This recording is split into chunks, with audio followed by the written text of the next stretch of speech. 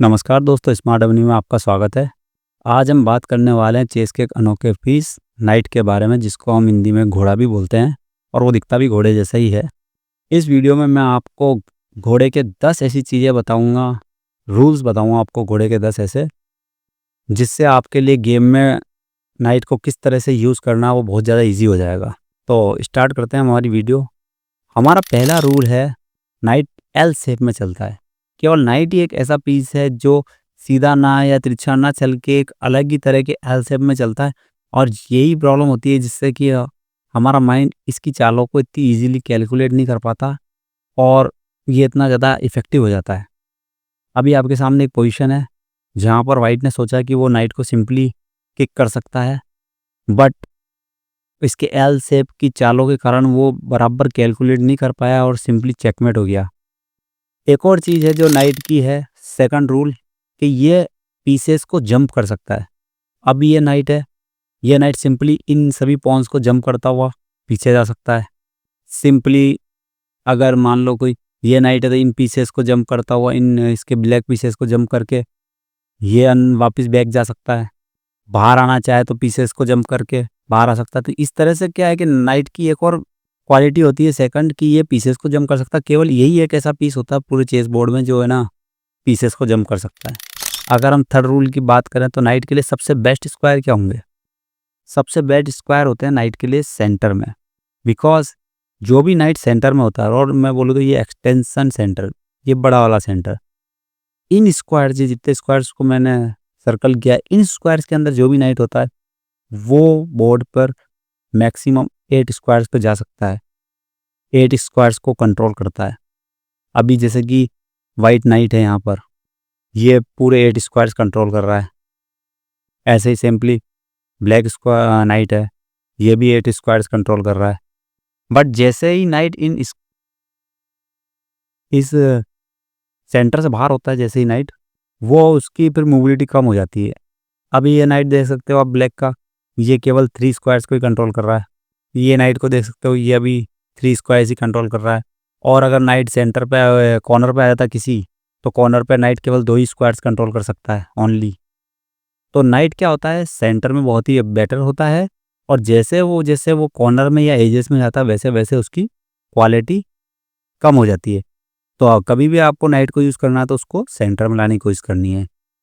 उसके लिए best squares क्या होते हैं? सेंट्रल स्क्वायर होते हैं। अगर आपको कोई नाइट अभी यहाँ डेवलप करना है तो उसके लिए बेस्ट स्क्वायर होगा कि आप यहाँ डेवलप करें, ना कि साइड में। तो फोर्थ रूल आता है इसके पॉइंट, ये होता है घोड़ा हमारा 3 पॉइंट का, और इसके फोर्थ रूल के कारण ही हमारा फिफ्थ रूल एग्जिस्ट करता है, वो होता है फॉर्क। क्योंकि ये 3 पॉइंट का होता है तो ये ज़्यादा वैल्यू का ना होने के कारण ये मेजर पीसेस जो कि क्वीन या रुक्स हैं या किंग तो खैर अनलिमिटेड होता है, पर इनके लिए ये थोड़ा सा ज़्यादा डिफ़िकल्ट हो जाता है, और फॉर्क इसका इसीलिए बहुत ज़्यादा प्रभावशाली हो जाता है। अभी इस पोजीशन में सिंपली नाइट फॉर्क लगाएगा किंग पर और रुक पर, और ये काफ़ी ज़्यादा डेडली हो जाता है। फिफ्थ रूल फॉर्क, जो कि 3 पॉइंट उसके फोर्थ रूल के कारण एग्जिस्ट करता है, और यही इसका सबसे ज़्यादा इफ़ेक्टिव होता है। फॉर्क तो और भी पीसेस लगाते हैं, बिशप भी लगा सकता है, रुक भी लगा सकता है, क्वीन भी लगा सकती है, पॉन भी लगा सकता है, बट ज़्यादा जाना जाता है नाइट फॉर्क। और नाइट का एक रीज़न और होता है कि वो एक साथ 2 पीसेस पे ही नहीं, एक साथ बहुत सारे पीसेस पे फॉर्क लगा सकता है। अभी पोजीशन में अगर यहाँ कोई भी पीस होते, उन सभी पीसेस के ऊपर वो फॉर्क एक साथ लगा सकता था, जिसको हम बोलते हैं फैमिली फॉर्क। जब भी आपके दिमाग में नाइट आता है तो आपको लगता है कि कहीं ना कहीं कोई टैक्टिक लग सकती है। इसके बाद अगला आता है आउटपोस्ट। नाइट के लिए आउटपोस्ट सबसे ज़्यादा इंपॉर्टेंट चीज़ होती है। आउटपोस्ट किसको कहते हैं? कि नाइट के लिए कोई ऐसा स्क्वायर जो अपोनेंट का, जैसे अपन इस बोर्ड को भी 2 पार्ट में डिवाइड कर सकते हैं। एक तो हो गया ये वाला पार्ट जो कि हो गया वाइट की टेरिटरी, और एक हो गया ये वाला पार्ट जो हो गया ब्लैक की टेरिटरी।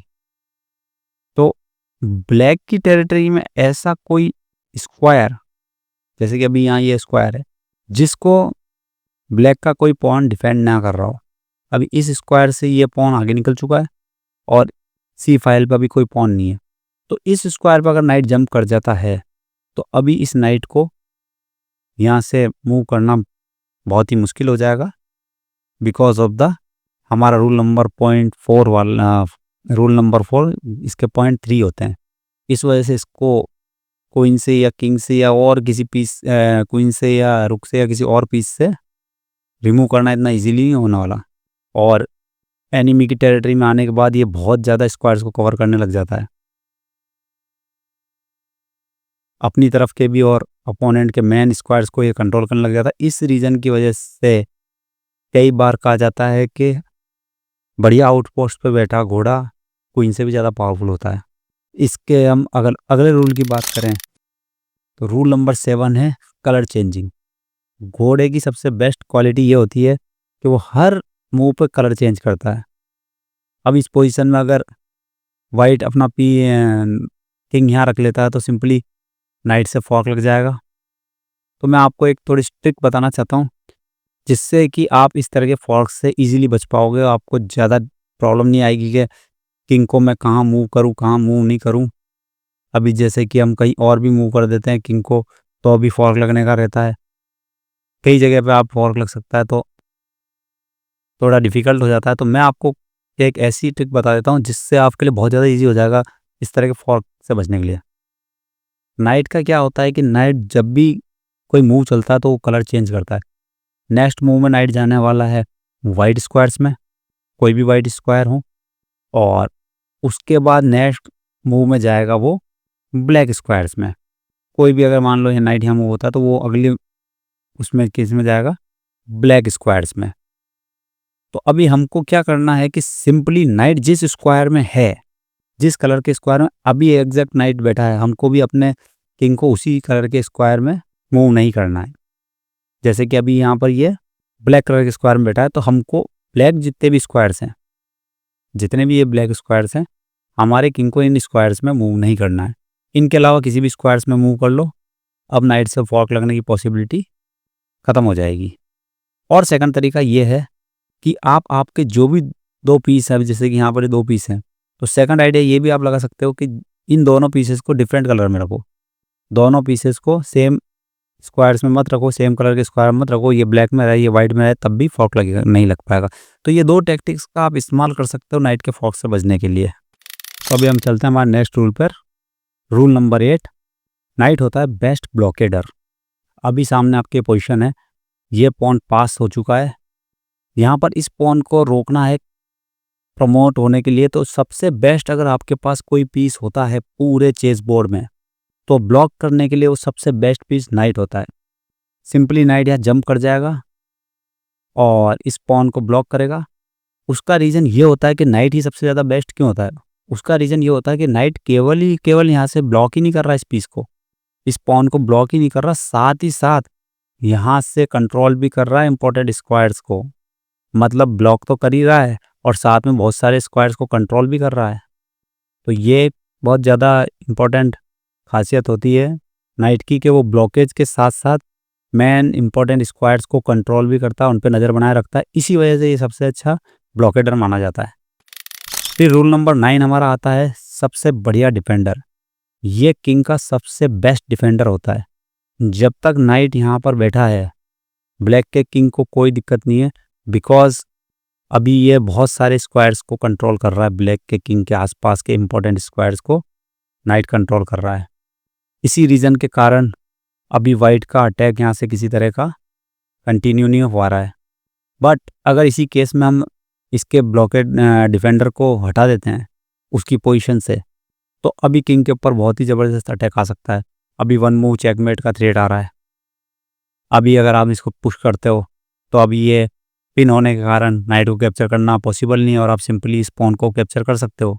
बट उससे भी बेस्ट मूव है, आप सिंपली इस पॉन को कैप्चर कर सकते हो और चेक लगा सकते हो, बिकॉज अभी ये वाला पॉन पिन है और पिन होने के कारण क्वीन को कैप्चर करना पॉसिबल नहीं है और नाइट्स किंग कॉर्नर में जाएगा और ये सिंपली चेकमेट हो जाएगी। नाइट है वो बहुत ही ज़्यादा अच्छा डिफेंडर होता है किंग का।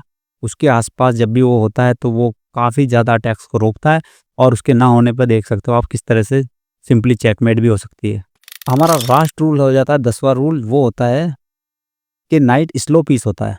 अभी ये पोजीशन है, वाइट किंग अपने पॉन को सेव नहीं कर सकता, काफ़ी दूर है। ब्लैक किंग इस पॉन तक आ नहीं सकता। नाइट अभी कॉर्नर में है और इस पॉन को प्रमोट होने के लिए केवल 3 मूव चाहिए, बट नाइट को वहाँ पहुँचने के लिए 3 मूव से भी ज़्यादा चाहिए। तो सिंपली अगर नाइट चलता है, पॉन पुश होगा, नाइट जाने की कोशिश करता पॉन के पास, तो पॉन पुश होगा और नाइट जाने की कोशिश करता और पॉन सिंपली क्वीन बन जाएगा और गेम विन कर लेगा। तो क्या होता है कि नाइट को एक जगह से दूसरी जगह जाने में काफ़ी ज़्यादा टाइम लग जाता है। इस कंडीशन में नाइट को यहाँ से उस कॉर्नर तक पहुँचने के लिए काफ़ी ज़्यादा मूवों की ज़रूरत पड़ने वाली है। जबकि दूसरे पीसेस के साथ ये प्रॉब्लम नहीं है। अभी नाइट की जगह अगर यहाँ बिशप होता सिंपली, तो वो उसको केवल 1 मूव लगती यहाँ से वहाँ पहुँचने में, और बहुत सिंपली वो यहाँ बैठे बैठे भी इस स्क्वायर को कंट्रोल कर सकता था और इसको प्रमोट होने से रोक सकता था और ये गेम ड्रॉ हो जाता।